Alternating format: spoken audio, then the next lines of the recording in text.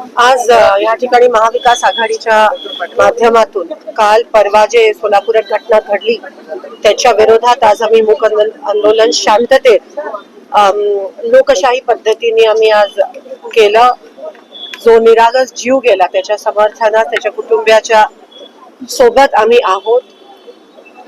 भारतीय जनता पक्षाची जी सत्तेसाठी भूक आहे त्यासाठी ते कोणत्याही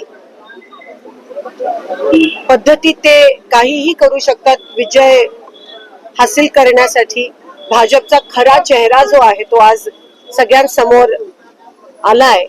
कारण का फक्त पैसा सत्ता नाही पण आता ते रक्तावर येऊन थांबलेत आणि आज सोलापूरकरांना त्यांचा खरा चेहरा दिसला की ते लोकांच्या सेवेसाठी त्यांना सत्ता नकोय पण जीव घेऊन सत्तेत येण्यासाठी भाजपचं कट कारस्थान पहिल्यापासून चालू आहे. आज तो खरा चेहरा त्यांचा एक्सपोज झालाय. दोन निरागस लोकांमध्ये कुटुंबांमध्ये भांडणं लावण्यात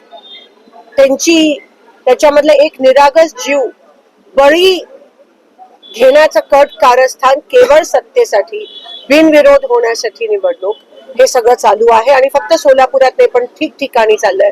लोकशाही संविधानाची वारंवार अपमान होतोय. मग ते फॉर्म घेण्याच्या एबी फॉर्मचा विषय असेल, विड्रॉलचा विषय असेल, आज भाजप कोणत्याही स्तराला जाऊ शकतं निवडणूक लढण्यासाठी हे साबित झालंय आणि त्या सगळ्या प्रशासन आणि शासनाच्या विरोधात त्यांचं जे कट कारस्थान चालू आहे त्याच्या विरोधात आज आम्ही मूक मोर्चा इथे या ठिकाणी घेतला.